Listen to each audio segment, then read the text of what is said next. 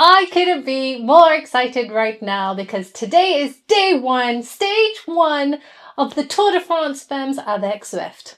Let's watch the Femmes. God, that was probably the lamest intro to any video. I never know how to start a video, so I'm just going to jump into it as if we're already in a conversation. Oh, guys, I am absolutely fizzing. I can feel the molecules of my body vibrating around at disco speed because today is stage one of the Tour de France Femmes avec Zwift. Oh, it's going to be a good week. Right, Femme Fever has taken over this house, and, well, when I say house, I mean me and this small corner of the house. I am extremely excited about the week ahead. I love women's racing. Doesn't matter if it's downhill, cross country, cyclocross, like it really doesn't matter. But particularly, I get very excited about the Tour de France Femmes avec Zwift. And that's because the journey to get into this point has been anything but smooth. Now, the Tour de France Femmes avec Zwift didn't just happen overnight. It was hard won. It was years in the making. And when I say years, I mean we have to go all the way back to 1955, where the world saw the first variant of the race. It was a 5-day event held in the Normandy region of France, and it was won by a British cyclist called Millie Robinson. That was it. It was just a one-off event in 1955. And nothing would happen again for 29 years. And then in 1984 came the revival. The women's Tour de France was back. The women enjoyed the same 18 stages, same courses, same routes, albeit shorter distances, and it ran parallel to the men's. And at the time, people were thinking, this is it. This is how it's going to be going forward. And for 5 years, it really was like that. Until 1989 rolled around and organisers decided to bin it. And they chalked that up to financial and logistical reasons. And so then the women's peloton carried on. And that was until 2013 rolled around when 4 absolute powerhouses, like proper badass bitches, got together and formed an alliance. They called themselves Tour Entier, probably butchered that. Formed by Marianne Vos, Emma Pooley, Catherine Bertine and Chrissy Wellington, these 4 formidable women campaigned hard, collecting signatures and really putting the pressure on the ASO, the organisers of the Tour de France, to have their own women's edition. Not an add-on, not an afterthought, but a genuine, legit women's Tour de France. And the result? Not a women's Tour de France. Instead, they got La Course. La Course was a single-day crit-style-like race in the centre of Paris that was held on the same day as the men's final. This wasn't exactly the result that everyone was hoping for, but nonetheless, we couldn't turn our noses up at it because it was progress. It was something, and something was better than nothing. And for a lot of people, they thought this was just the starting point. And I guess you could kind of say it was. And then by 2016, expectations were rising. The cycling world was on tenterhooks because there were rumblings that the ASO were going to make a huge announcement. And I covered this story for Total Women's Cycling because we were all really believing that there was going to be a multi-day stage event for the women. We thought, this is it, this is our time. But that wasn't the news we got. The announcement, this big grand announcement from the ASO, was simply to move La Course away from the roaring crowds of the Champs-Élysées and up into the mountains. Still a single day event, but steeper. For a lot of people, fans, pro racers, teams, everyone alike took to Twitter at the time and basically blasted the ASO for a real shady sideways shuffle. And this wasn't progression. This was not what people wanted. And so La Course carried on for years and years. That was it. And that trundled on till 2021. 2022 rolls around and Zwift entered the game. Finally, after years of stalling and sidestepping, the women's Tour de France Femmes avec Zwift was born. 8 days, a standalone identity broadcast around the world, not an afterthought, not an add-on, but a race with its own rhythm, grit and glory. This was the start of something amazing. Now, Zwift didn't just slap their name on it, they backed it. They saw the potential and invested hard. And the reason I wanted to touch on this is because last week, Zwift published a really insightful impact report on the last 4 years of how this event has really changed the landscape for cycling and for Zwift, and to kind of feed back some really interesting data. So Zwift went to their 4 key markets, the UK, the US, France and Germany, and surveyed over 5,000 people to get some feedback on how the Tour de France Femmes avec Zwift has actually made an impact. And the results are really impressive. live. So since 2022, Zwift has seen an increase of female participation on the platform by 7%, with another 17% of viewers saying that they actually went and bought a bike after watching the women's race. That's awesome. The report also states that the Women's World Tour salaries have more than doubled since 2020, with starting salaries were at 15,000 euros a year in 2020 to now being over 32,000 euros this year. But it's not just the salaries that have doubled over the years either. It's also the collective team budgets for the Women's World Tour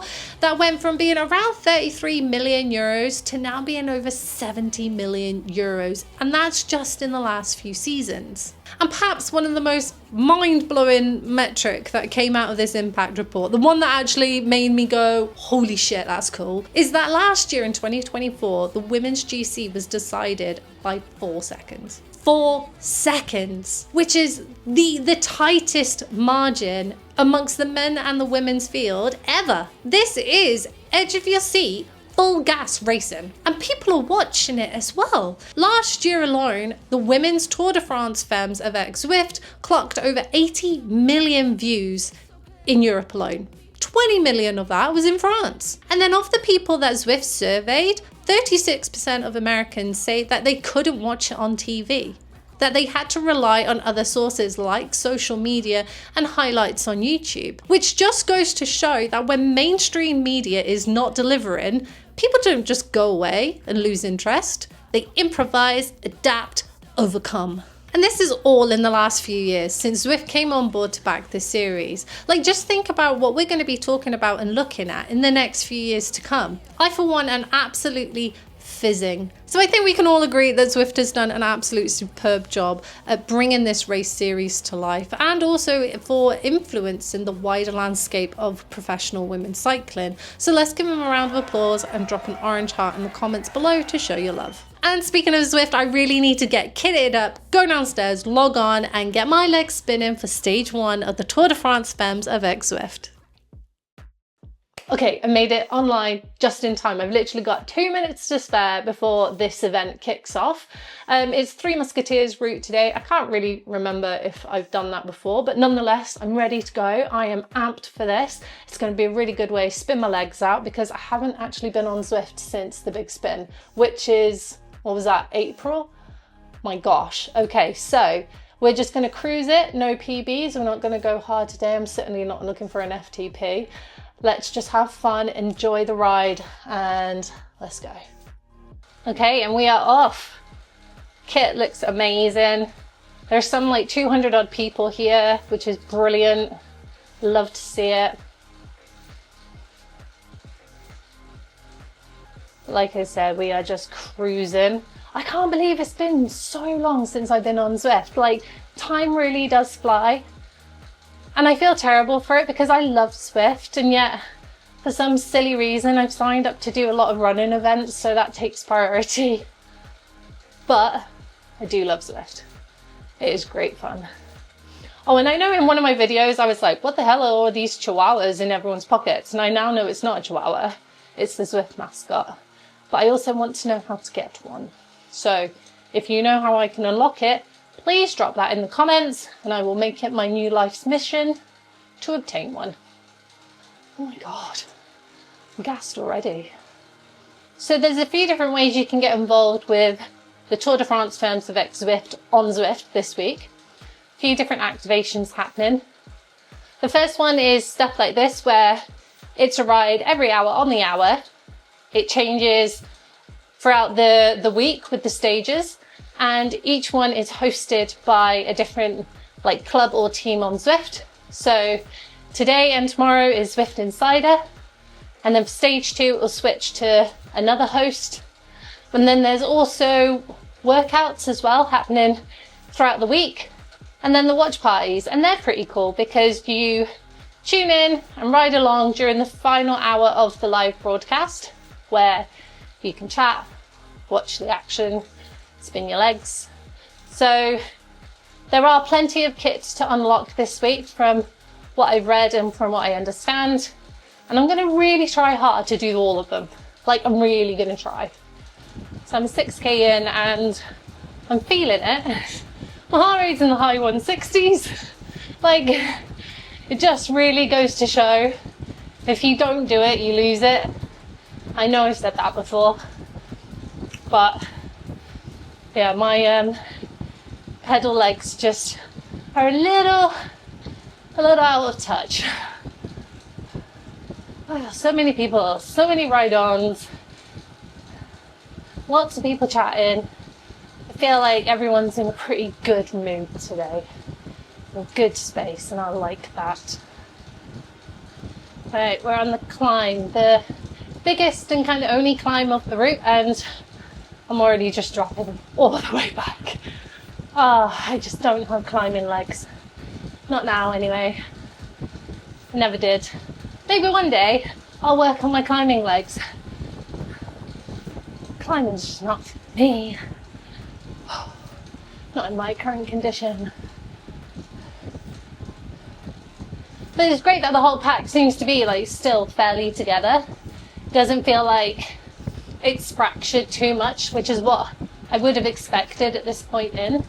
Like, what, we're 11k in. I thought that it would have been far more spread out, but it's actually not. Okay, so either I've got 21 minutes left of this or 24.9k left. I'm not sure which one it is, because this course is like quite an undulaty, flattish course. I am just using my boosters like willy-nilly, not really thinking about it. It's like, get it, use it, might as well. Okay, the chat's been popping off throughout this whole route, and from what I've gleaned, this event will actually end with the timer and not the end of the route. So that means I've got just under 10 minutes left. And there sure as shit, in no way I'm finishing 18.9k in under 10 minutes. Crikey.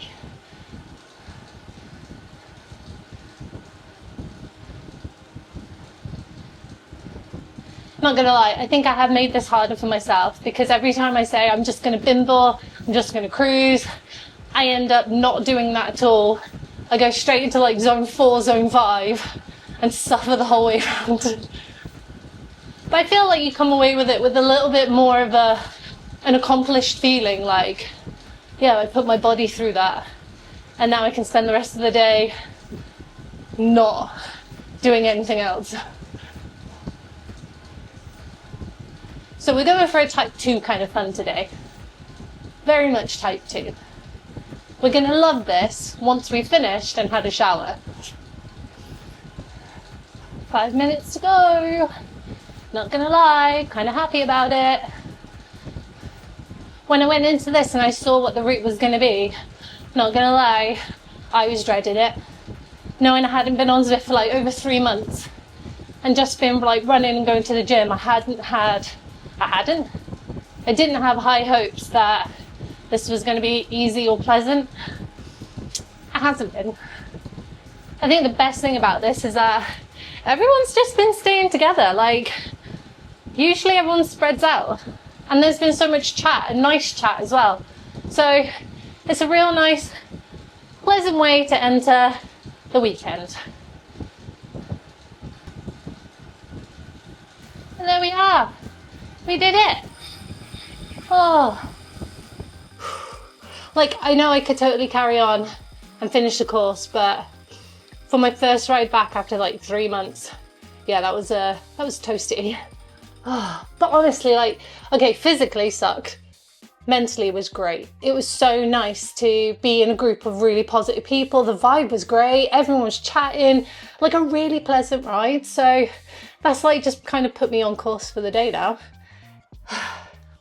Let's check out my new jersey. Oh, there it is. Nice. The only thing left to do now is shower, get changed, and settle in for a day of racing. I hope you've enjoyed this video and the little history lesson I put in at the start, and I will be back very soon for stage 2. So catch you in the next one.